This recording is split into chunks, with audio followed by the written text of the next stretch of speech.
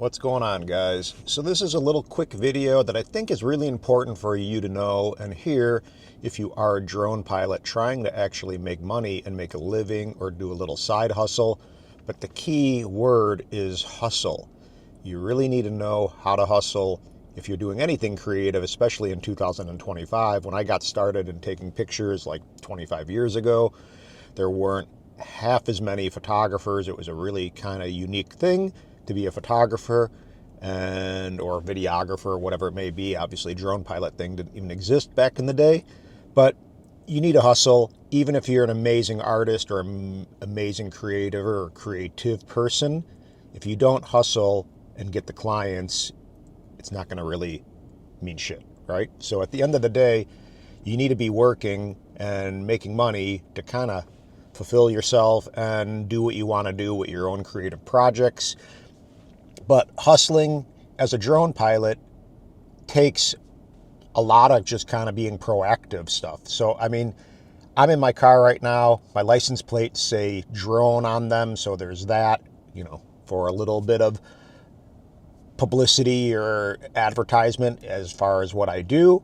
But I also always have, which is super no-brainer, but a lot of people don't realize this, but have business cards. So nice business cards. I have Aloha printed on the back. On the front has my contact info, enough to kind of get them going. And I always have basically hundreds of business cards in my car at all times. So that's super key. But again, seeing opportunities is also a huge part of your vision and utilizing your creative vision to make money. So I work with a lot of roofers and contractors and small businesses. So if I see a restaurant opening, for example, I'll make sure to contact them, whether it's through Facebook or Facebook Messenger or Instagram, or ideally physically seeing someone at the location and giving them a card and engaging with them and saying, hey, this is what I do. I do a lot of promotional videos and marketing videos to help ideally get more eyes on your business. So it's not just about helping you out, it's about helping them out, right? And I've been known to stop at lights and see a truck or a roofing truck or a contractor, and I'll literally run out at the light, make a quick introduction like a crazy man, and give them my card. But guess what? They'll remember me, and a lot of times I'll get work out of that. The one time I used as an example, I had my Neo in my car, and I was waiting in line at a car wash, and I was kind of bored because it was a really long line. It was going to probably take a half hour, 35 minutes. So I flew my Neo, got a little footage, and I just kind of captured the car wash in a pretty decent way.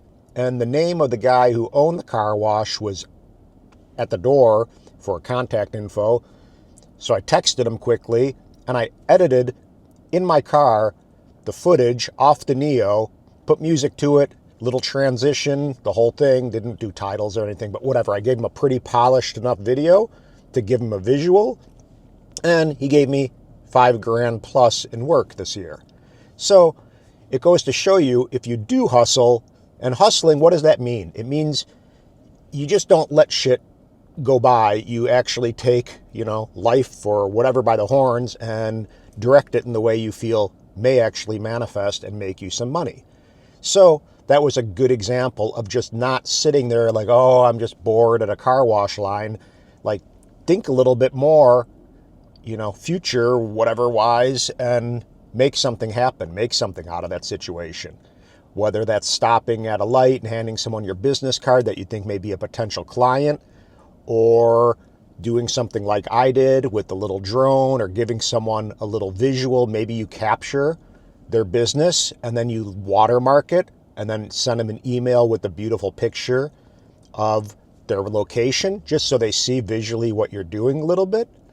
But those are some examples that are really easy, that work really well. I mean, I had over $10,000 in work this month just from contracting work and different things like that. And for one more example, I went to get my hair cut yesterday, what little I have left of it, at this barber in this town. And I was driving there and I saw the city building getting a commercial roof put on. Now, commercial roofing jobs are pretty big for me. So I charge $3,500, $5,500, sometimes more for a commercial roofing job. And I saw an opportunity, but I didn't know who the roofing company was because nobody was on site. I go into the little barber, and who's in the store or the barber shop? The mayor of the city. I knew that because I've been there and I lived there before. So I see the mayor. I didn't feel like it was a good opportunity to ask him because he was eating lunch about, who's doing the roof, blah, blah, blah. But when I got done with my haircut, I went into my car. I called the city main number and I asked about the roof. And the person who was on the phone said, why don't I put you in touch with the person who's the project lead for the roof. They gave me the information for the project lead for the commercial roofing company and the name of the roofing company. Now I have a call into them. I mean, that has a potential of an easy $5,000 job, but who knows? I didn't hear back. That was yesterday. So I called this morning, the city contact that I had, and also said, hey, I forgot I didn't give you all my information. I'd love to follow up with an email because it could actually help you, the city, to share, a little bit about the finished product with maybe the people and show what taxpayers are actually paying for. So if it also benefits them in some way, that could be a good thing. So maybe they'll try to push a little bit to get these guys to pay for a video and then they could utilize it as well. So it's a win-win-win. And that's what you really want. You want a win-win situation with your clients and with people that you're kind of contacting. But really, it is about hustling. And I mean, even when living in Hawaii is such a hard place to make it and sustain yourself because it's so expensive. And all my friends are just hardcore hustlers. They're just always doing whatever it takes to make money. They're selling seashells. Boom, these guys, my friends, these brothers in Hawaii, they're local guys, they're constantly hustling. I mean, they're nonstop 0 to 100 all day long. And they really did teach me a lot about hustling and really just putting yourself out there. If it's uncomfortable, it doesn't matter. Hustle, like stand out above everyone else and get yourself known. That doesn't mean you need to be obnoxious about it, of course. Be professional, be respectful of people's time. And, maybe if you're cold calling someone, you can say, hey, is this a good time for you to talk? Things like that. And it really shows that you're not just about you. You're caring and mindful of them and their time and their energy and where they're at. So it's not just about you trying to make money and get a job. So be professional, be respectful, be a good drone representative for the drone community and show that there's a lot of really cool benefits that we can do visually to help out their businesses. And now with the winter and where I'm at in Illinois, the weather turns to crap and things slow down for a lot of these contractors and businesses. So they have good use, it's a good reason or it's a good opportunity to sit there and say, hey, you'll have some content for you to use to promote and market your businesses during the slower seasons. Things like that. Just be creative. And I'm not saying I am totally killing it, but I do well enough at times that, it just consistency is really the thing with a lot of these people like myself and you, I'm sure, who are freelancing. Consistency is key. Now, recently, another thing that is a little tip, like I post on Facebook. I don't really like Instagram. I'm not a TikTok guy. I really try to limit my social media. And the local Facebook pages for me in the communities that I'm living or I'm by, if I post little pretty videos of maybe combines with fall harvests or whatever it may be, pretty northern light pictures or pretty videos of maybe what I'm doing with some of the businesses that I'm working with in the area, if I post those sample videos, people see the quality of my work. They see it's professional, they see it's watermarked, it's music fading in and out, it's color graded the correct way, and it looks visually a lot nicer than what most people are posting. And you don't know who may be seeing it, but eventually people do see it. I just got recently contacted by a big realtor for property and commercial farmland property, and they wanted me because they lost their pilot or their video guy, and they want me to kind of carry on and carry over what the guy was doing. And they automatically, kicked me 4 properties recently. That's roughly $550 to $750 per property, and they have continuous work for me. And they showed me exactly what they were wanting out of their video, because they had this kind of format that they wanted to follow, and they had a little mini map that had an arrow following the property so the viewer could actually see what side of the property they were looking at with the drone footage. I didn't know how to do that because I don't use After Effects, but you get creative. I contacted Greg at Pilot Institute and my industry contacts. They gave me some info. I went to Fiverr and kind of researched that out. I found a guy who now I can contract out for like $20 a video, and he'll put the mini map in when I'm done. And I stoked these people out by really, giving them exactly what they want, and actually stepped it up a level and made it look visually better, and the color was better and the quality was better. So I locked them in as hopefully a bread and butter type client. Maybe they'll kick me $2,000 a month in work or something. And that's really what we all are kind of striving for, if we have consistency in this game. But again, I just wanted to talk about this a little bit and give you guys some ideas on what I do and what others may be doing. And again, having your website dialed is also really key, which mine is pretty dialed, but at the same time, I need to work on that this winter.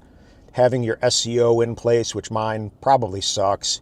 I'm starting to now get people contacting me through my website after probably a year plus just kind of sitting out there not doing much for me. But at least I have a business card that I can hand out, and I have videos on my portfolio side of my website that people can go and see.